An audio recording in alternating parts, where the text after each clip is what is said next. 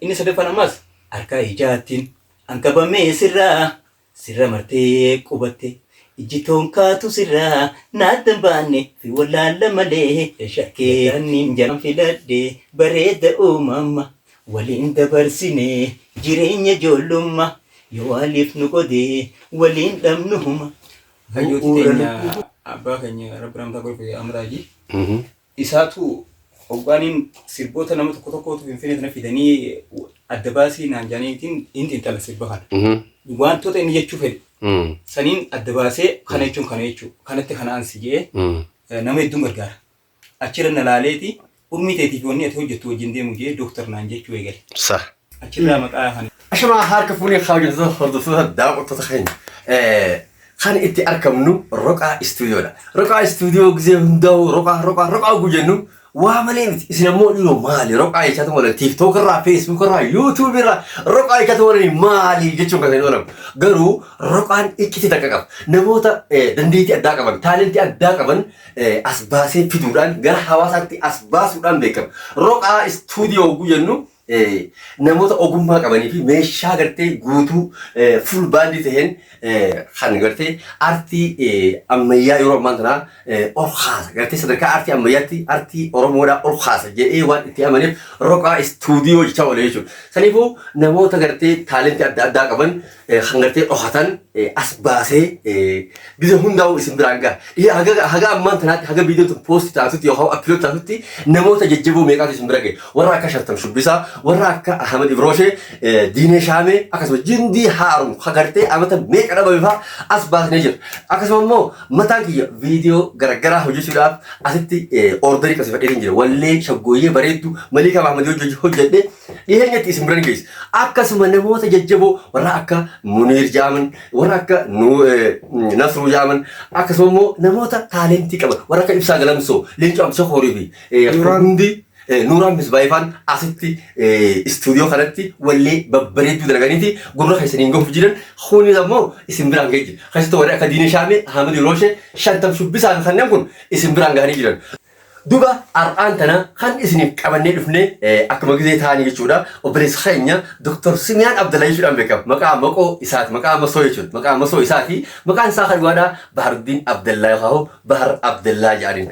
Dr. Simiyaan waliin jedhameef ammoo waa'ee gartee xiinxala gartee walaloo fi yeedaloo kana keessatti gisee si bira taa'u akkamitti maaltu irraa irratti maaltu itti dabalame jechuudhaan gartee waan xiinxaluuf doktorummaan jaalalaa, doktorummaan kabajaa kan namtiif jechuudha. Eenyu kanneen beektan abbaa keenya rabbi haa ta'u fi Ibrahim Haji Ali tu kanneef. Ibrahim Haji Ali gartee akkuma isin beektan yeroo hedduu waa'ee artii kana irratti xiyyeeffatee xiinxaluudhaan akka namni gartee walaloo fi yeedaloo babbareedduu as baasu kan godhan keessaa tokko isa faana jechuudha. Ibrahim Haji Ali rabbi haa ta'u fi reediyoo faanaa irratti hedduu dalagaa turan gaafa reediyoo faanaa akkasii gidanillee sagantaa ispoortii irratti sagantaa artii irratti gisee hunda sagantaa babbareedduu qaba jechuudha. Saniifuu isaanii kannee fi nama gartee maqaa doktorummaa qabudha.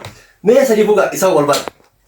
Hayyagaa Dr. Simiyaan gara istuudiyoo Roqaatti bagana ga'an dhuftee wallee jabduu ati qabattee dhufte angurraa hin qaba.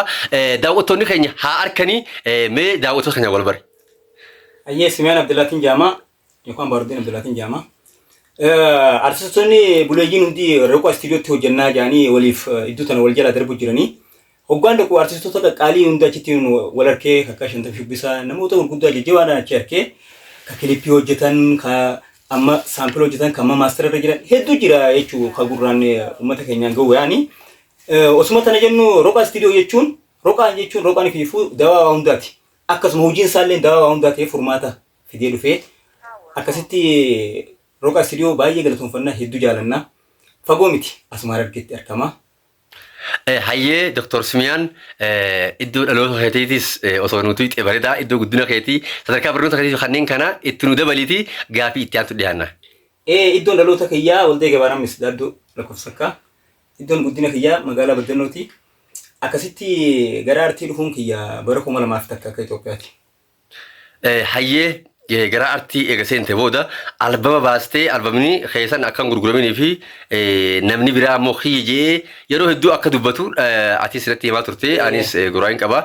Mee albama keessan keessaa sirba tokko hawaasinillee beeku haatillee gartee jaalattu gurra hawaasaatiin nu gahiiti.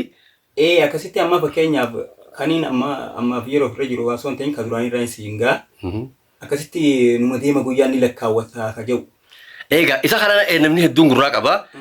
Anis duraan keessatti hin beeku. Waa'ee lagaraamis maqaa kaas tokkollee irra deebi'ee namni loqota biraa baasee jira. Mee bareedu ramiisi ati na agarsiisi miidhaga addunyaa Monaaliizaa anisi. Daddoo daddaloonnis ka jedhu irra deebi'ee namni magaalaa biraatiin bakka buusee wallisee jira. Sanillee aartii irratti uumaa rakkoon qabu haa wallisanii akkasitti garuu tajaajilatti natti haftee tawaa'ee istiidiyoo roqaati.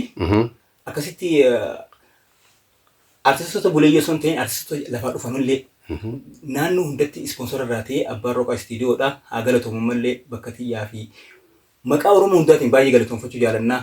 Qabeenyi qabu hunda osoo hin kaatiin dhangalaasee aanaa hundarraa ijoollee hawwii aartii qabdu hunda gara muuziqaatiin wal barsiisee gurraan isin ga'uuf deema amma. Maqaa yaamee fixuu hin danda'u waan ta'eef yeroo muraasa keessatti torbaan takka lama keessatti gurraan isin ga'a walumaanuu haadha geeffannuu ja'a roqaa istiidiyoo baay'isee galatoomfannaa. Isinillee akka lammiitti nu galatoomfadhaa nu jajjabeessaa nama akkanaa qabaachuun ifiifuu badhaasa. Kanaaf roqaa istiidiyoo baay'ee galatoomfanna. Hayyee atis guddaa galatoomii roqaa istiidiyoonis haa galatoomu. Duba gaaffii tiitaa adda murtee wallee haasita kee duraanii keessaa wallee tana adda muramsisan meeti na deebi. Numa deema guyyaan lakkaawwataa kana hawaasa biraan jee himee sagalee deebi. Namaa miirabbii guddattiin eeggadhaa yoo naa dhuftee yereniin eeggadhaa ka jedhu sanii kan hin irratti jee mokaa lammaffaati.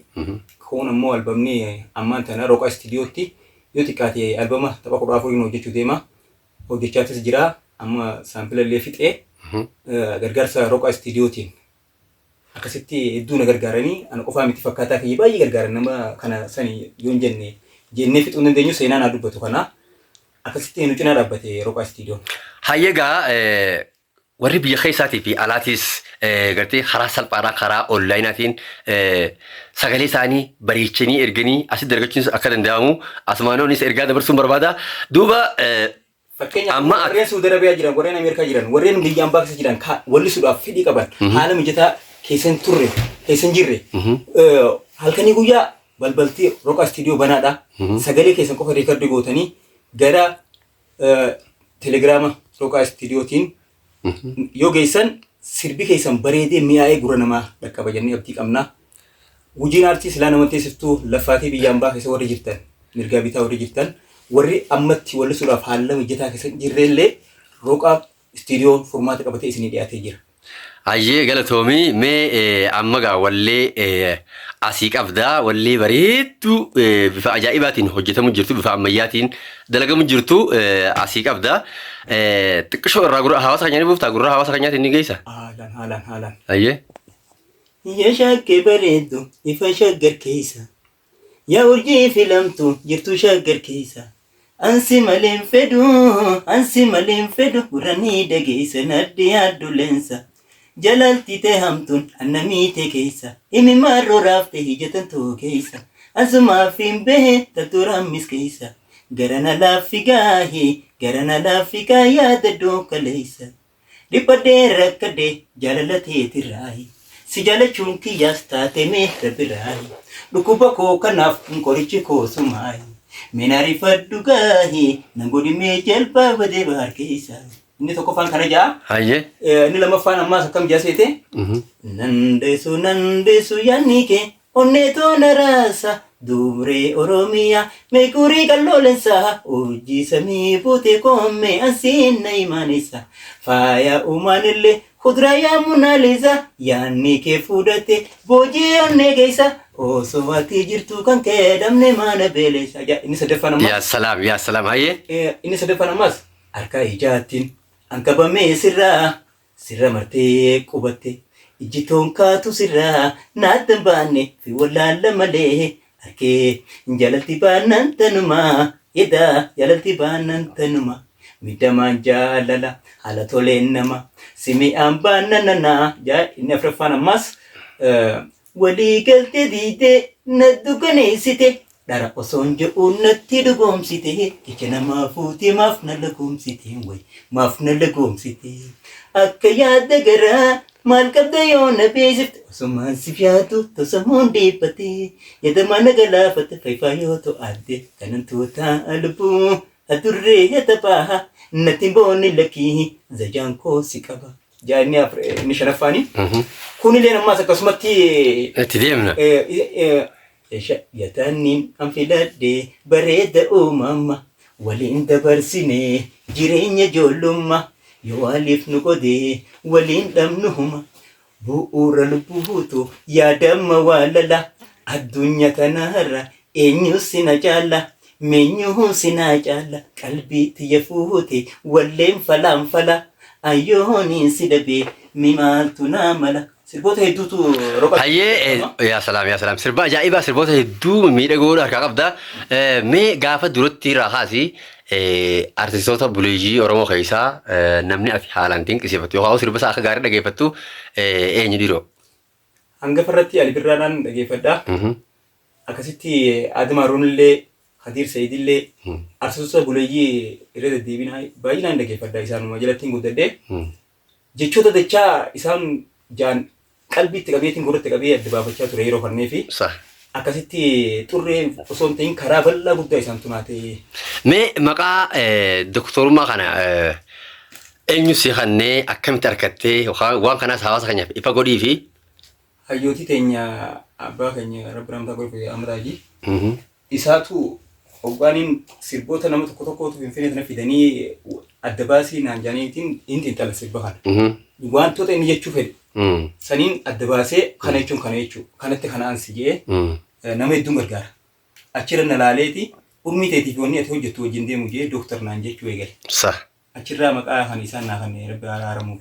Hayyee abbaa keenya Ibrahim Haajii Rabbi Ramtaa godhuu fi sirboota duratti haati kan jaalatu keessaa tokkorra nu buusiiti siraa hin gabaabsa. Akkasitti ani Ali Birraanitu jaaladhe siin jee silaallee uleen cabee kan abbaa gadaan cabu beekaa irra kunne malee seenaan hiyyeessan qabu kajoo kana hedduun jaaladha ture.